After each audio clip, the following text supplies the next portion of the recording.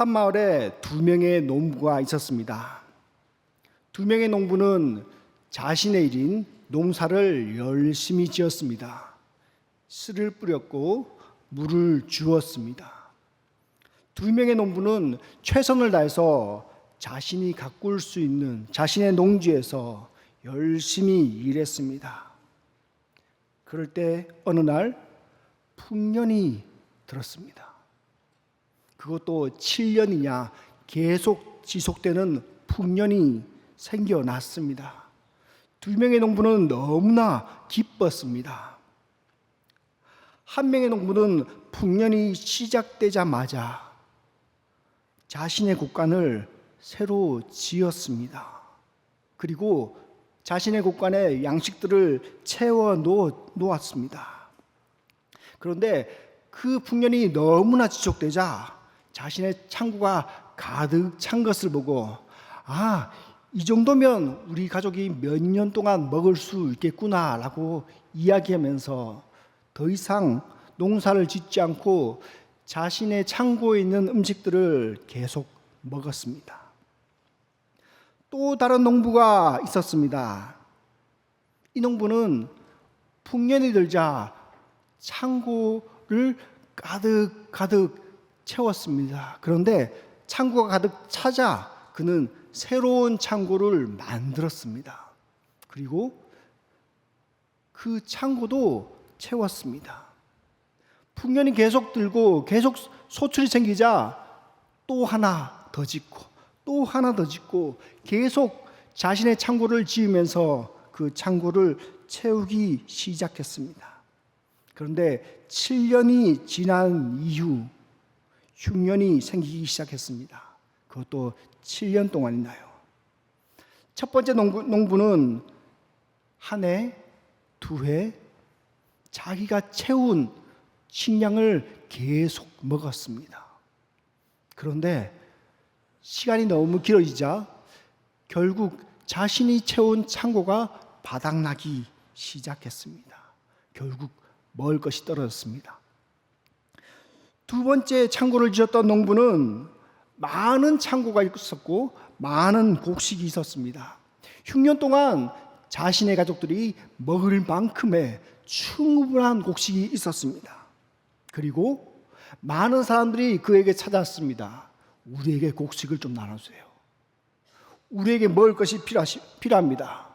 그리고 그 농부는 주위에 있는 많은 사람들에게 자신의 창고 안에 있던 음식들을 계속적으로 나누어 주었습니다.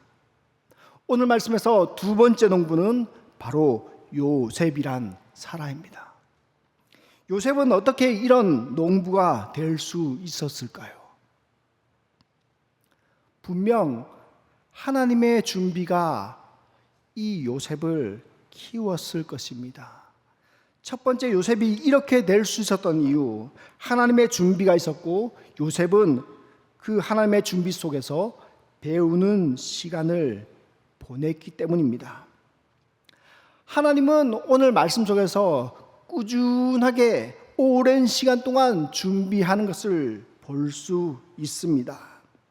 그 시간 동안 요셉을 훈련시키는 그런 시간이었고 요셉은 많은 것들을 배우는 시간이었습니다. 어쩌면 하나님의 준비가 있었기에 요셉이 더욱더 빛날 수 있었던 것 같습니다. 그런데 우리가 보기에 성경 내용으로 보았을 때 요셉의 준비 기간은 그렇게 길어 보이지 않습니다. 왜냐하면 성경 말씀을 보면 요셉에 기록된 내용들이 그렇게 몇 장 되지 않기 때문입니다. 그래서 우리는 요셉의 잘됨, 요셉이 총리에 오르는 그 순간을 계속적으로 보려고 하고 있습니다. 그런데 요셉은 오랜 시간 동안 하나님께 연단을 받아왔습니다. 37장에서는 형들에게 팔려서 애굽 땅으로 내려가게 되죠. 39장에서는 보디발의 집에 팔리면서 정말 고생을 하고요. 40장에서는 감옥에 들어가면서 그가 누명을 씀으로써 원치 않은 당해도 되지 않은 어려움들을 겪게 됩니다. 41장에 가서야 바로 앞에 서게 됩니다. 그리고 그 시기 요셉이 살았던 모든 것들이 풍성해지는 것을 볼 수 있습니다. 요셉은 37장에 17세의 나이로 처음 등장하기 시작합니다. 참 철없는 소년으로 등장합니다. 그의 내용을 보면 형들의 잘못을 아버지께 고자질했다라고 표현하고 있습니다. 또한 그는 다른 형제들보다 특별하게 아버지의 사랑을 더욱더 받았습니다.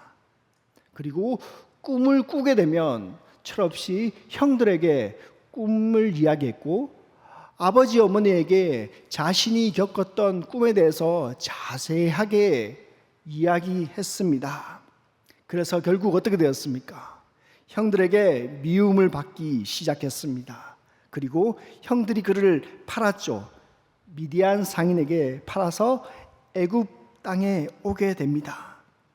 그는 30살이 되기 전까지 상당히 많은 고생들을 하게 됩니다.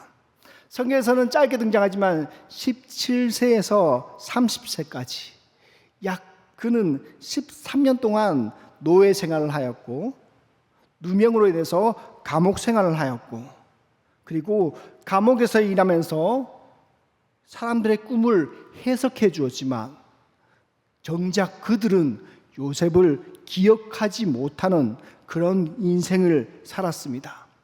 13년 동안 그의 인생은 계속 하락하는 하락의 길을 걸어가고 있었습니다. 어쩌면 정상적인 사람이라면 참 견디기 어려운 순간이었을 것입니다. 그런데 성경에는 놀랍게도 39장 2절에서 여호와께서 요셉과 함께 하셨다라고 고백하고 있습니다. 여러분, 우리와 여호와는 항상 함께 계십니다. 믿고 계십니까? 우리의 인생 속에서 힘들 때나 우리가 잘 될 때나 우리가 슬플 때나 기쁠 때나 여호와는 항상 함께 하십니다. 그런데 우리들에게 이런 고민, 이런 생각들이 들 때가 있지 않겠습니까? 어려울 때 특히나 하나님이 나와 함께 하는데 왜 나의 인생은 이렇게 내리막길을 걷고 있고 왜 이렇게 어려운 시간을 보낼 수 있을까라는 이런 고민에 빠지지 않을까요? 그것도 1년이 아닙니다. 2년이 아닙니다.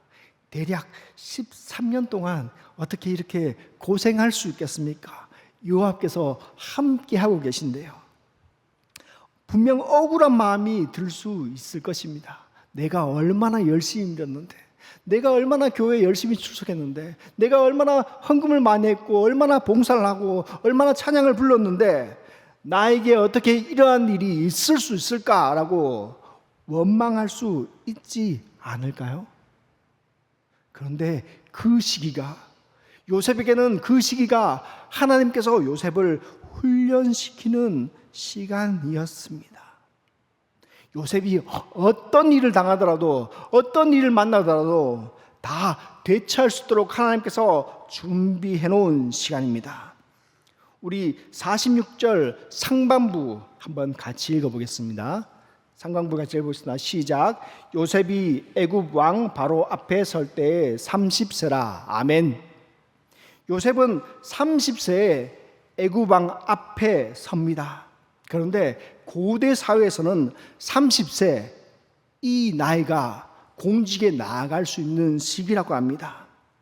법적, 사회적인 지위가 주어지는 나이가 바로 30세라고 합니다.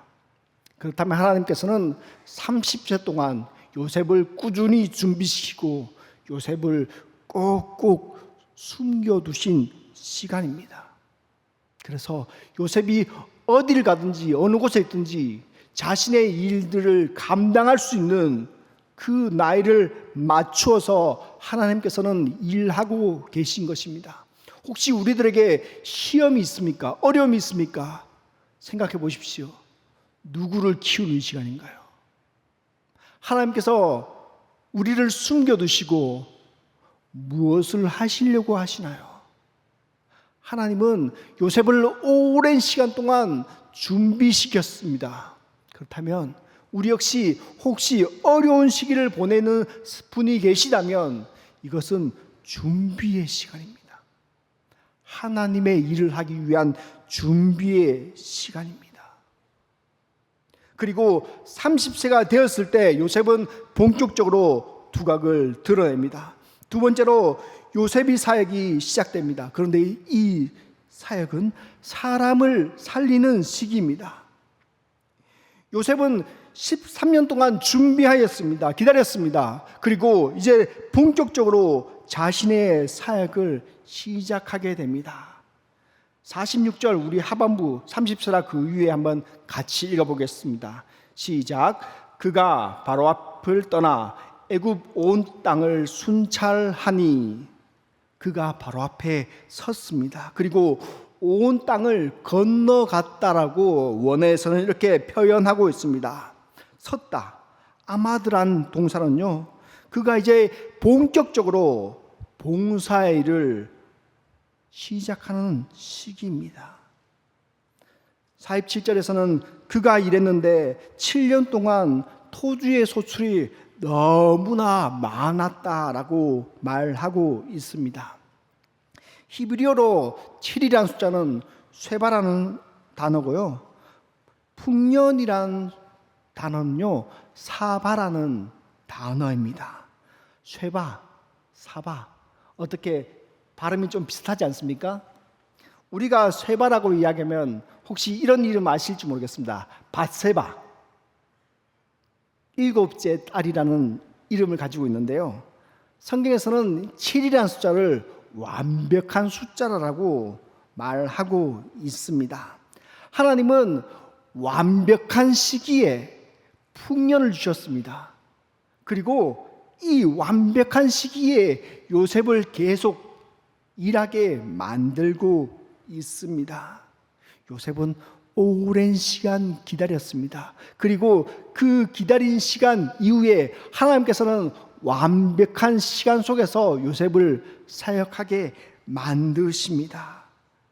그의 사역은 애굽에 있는 모든 곡식, 모든 소출들을 모았다라고 이야기하고 있습니다. 7년의 시간 동안요.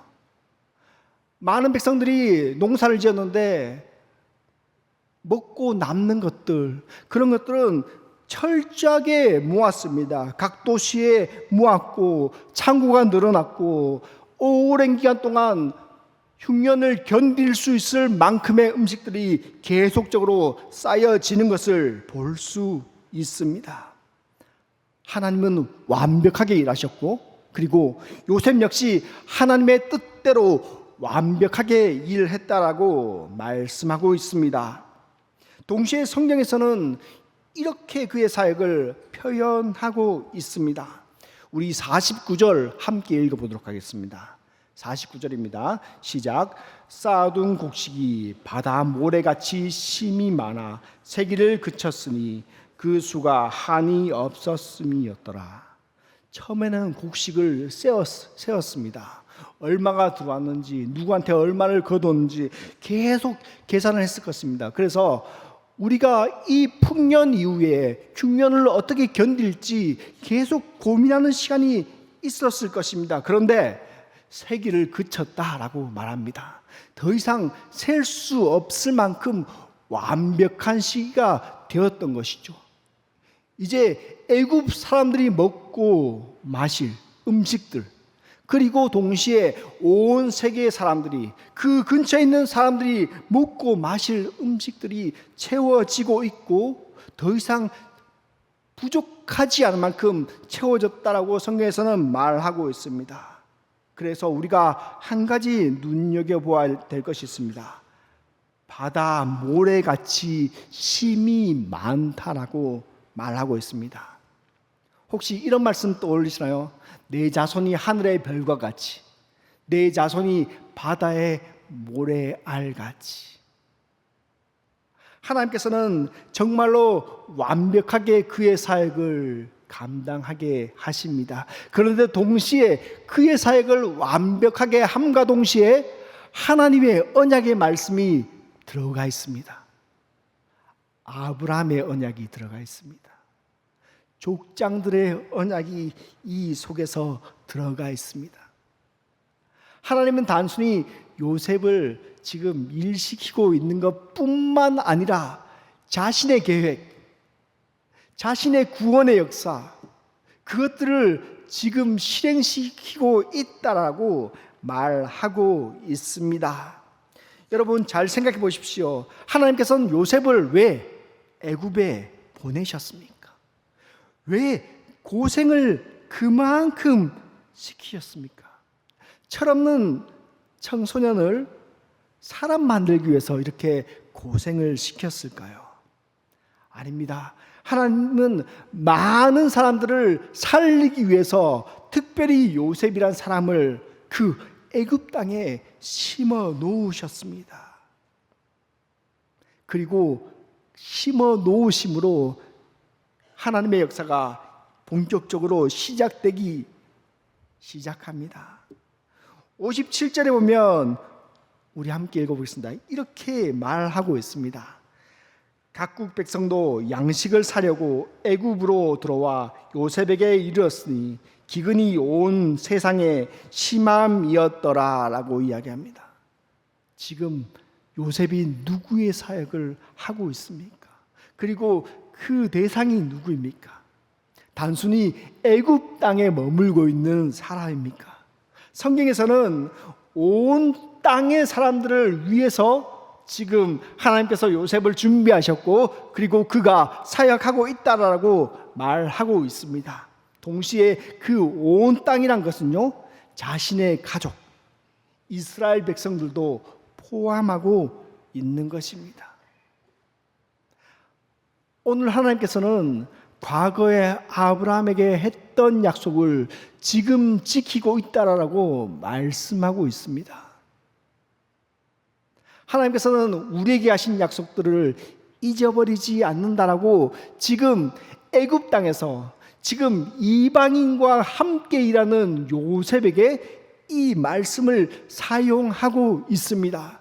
모든 사람을 살리는 동시에 유대 백성들, 이스라엘 백성들, 하나님께서 선택한 백성들을 살리고 있다라고 성경에서는 말하고 있습니다.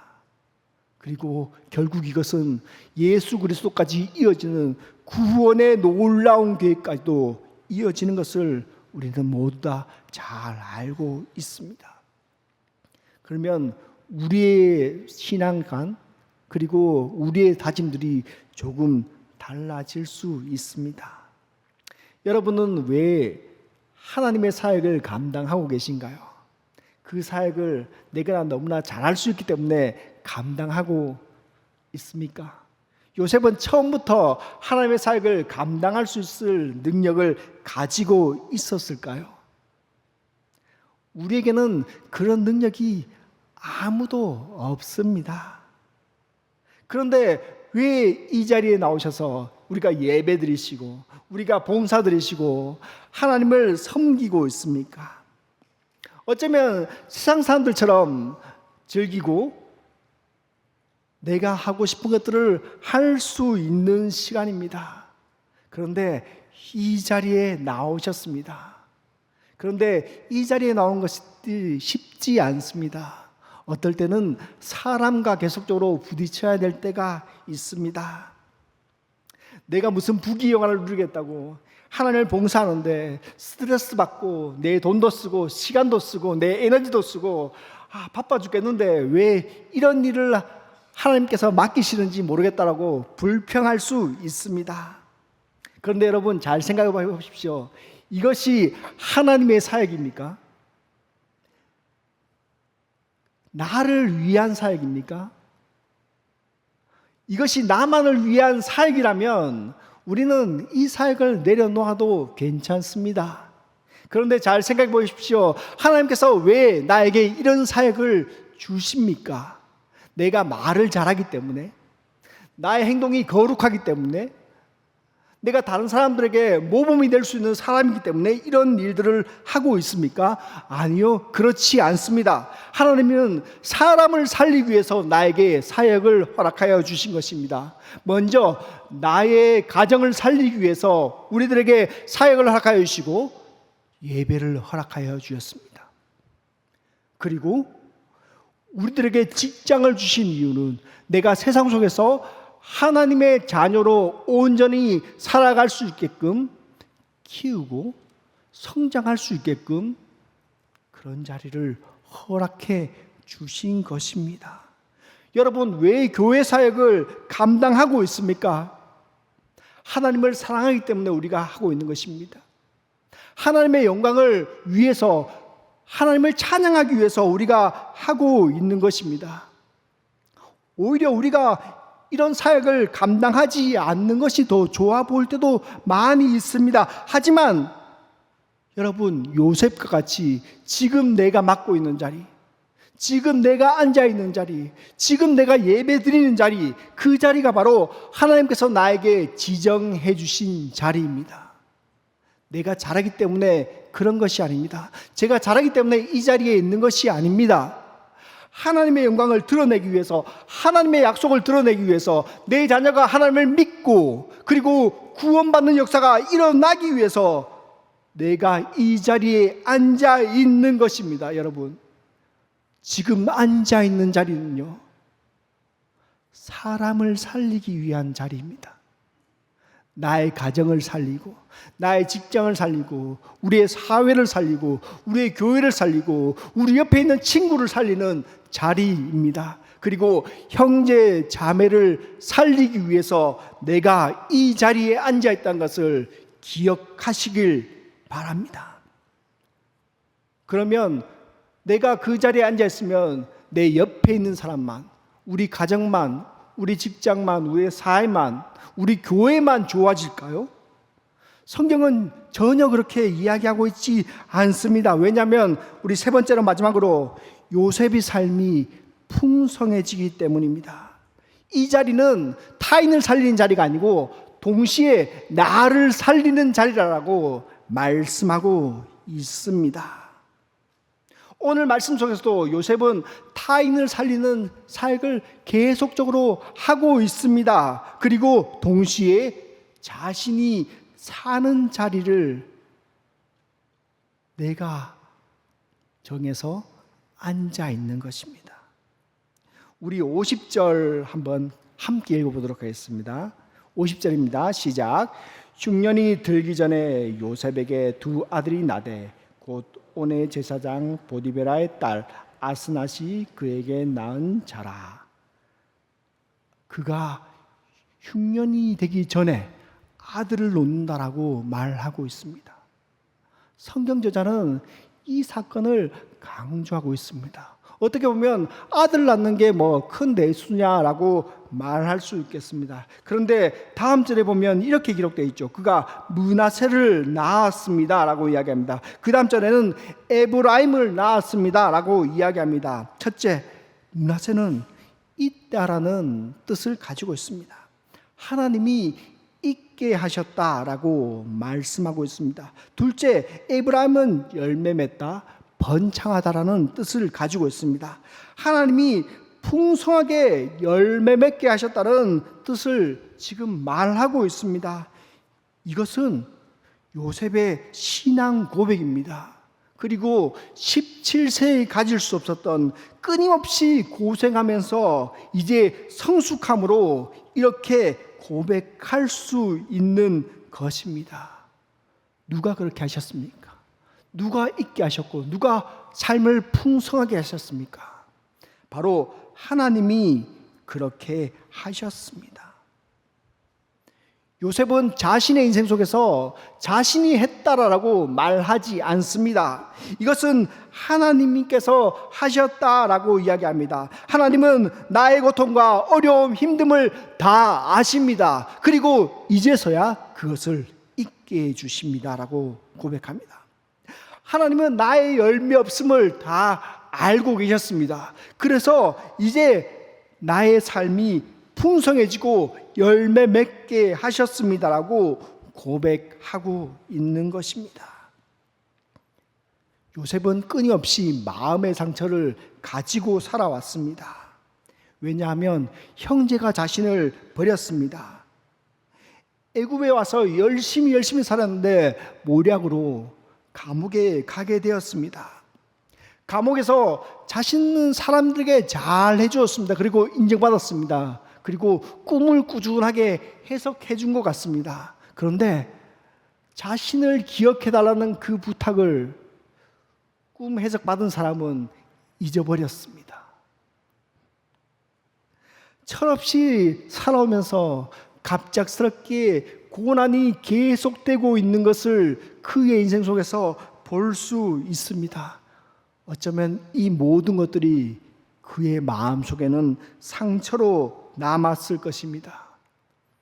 믿을 수 없는 사람들, 이방 땅에 와서, 낯선 땅에 와서 믿을 사람 없고 의지할 사람 없고 기댈 곳 하나 없는 그 시대를 살았습니다.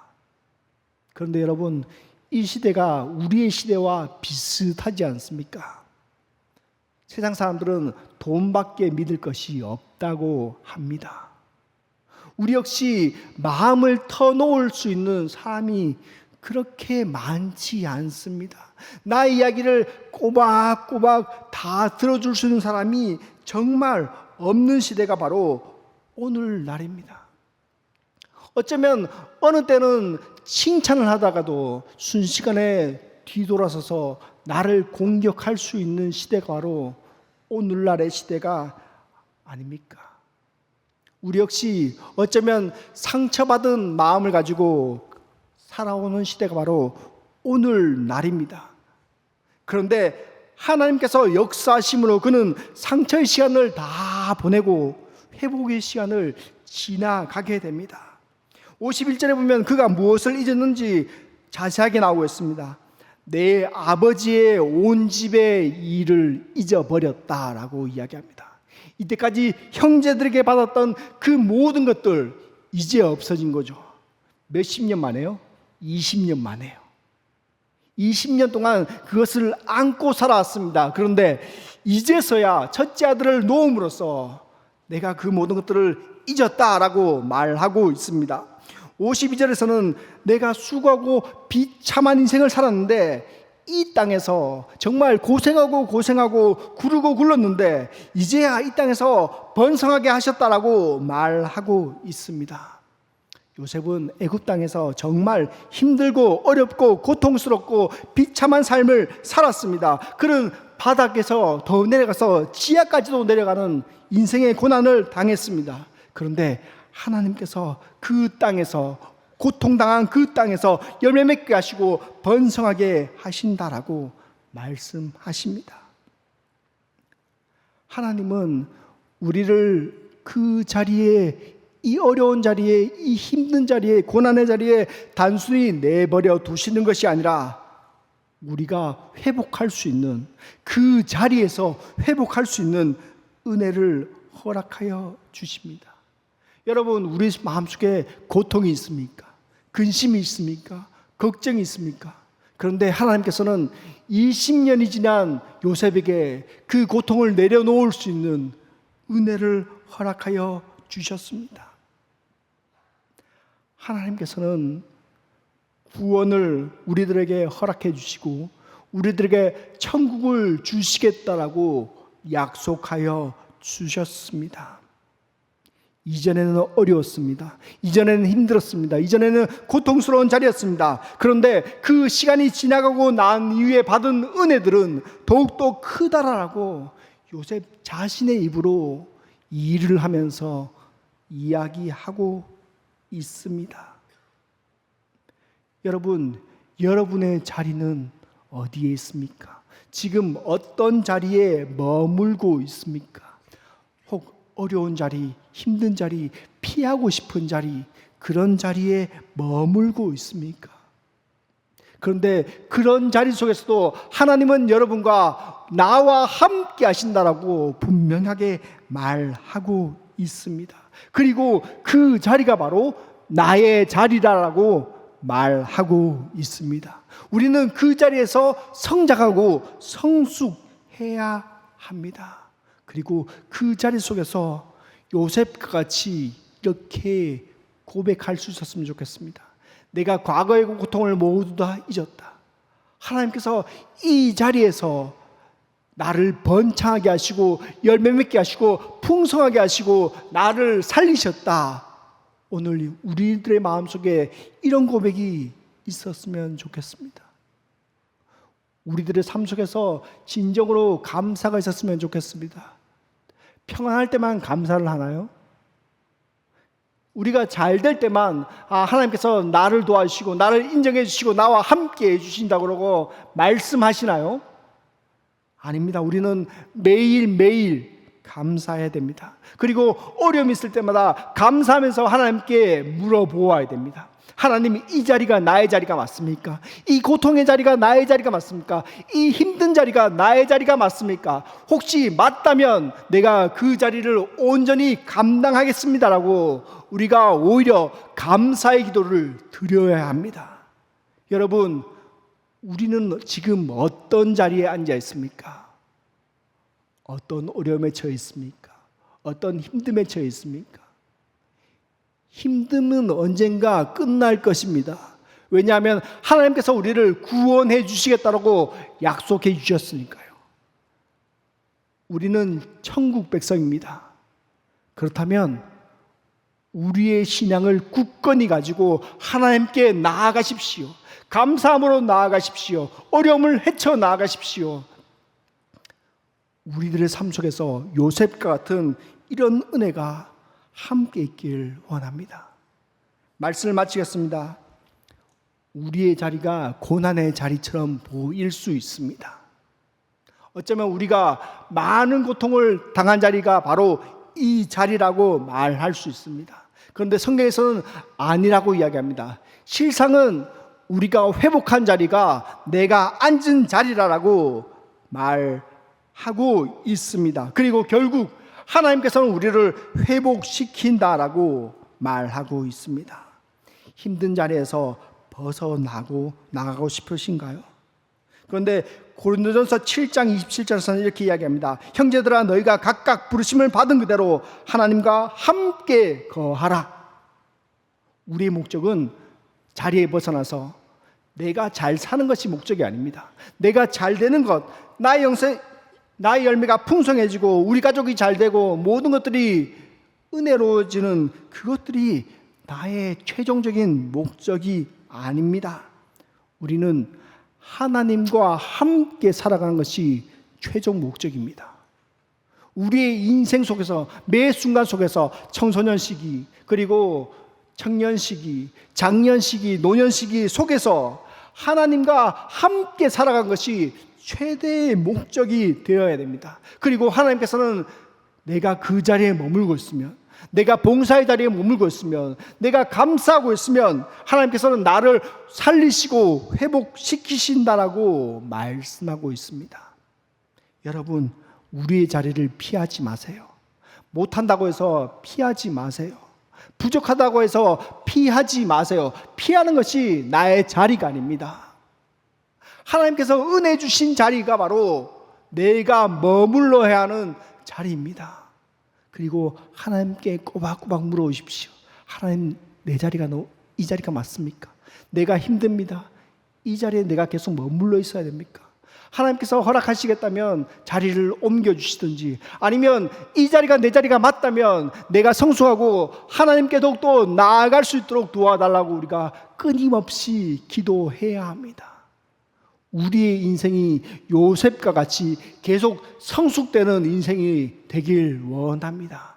하나님께서는 우리가 어려움에서 피하는 것이 목적이 아니라 하나님과 더욱더 가까워지고 성숙해지고, 그리고 그 성숙 속에서 하나님의 은혜를 느끼는 것이 하나님의 최종 목적입니다.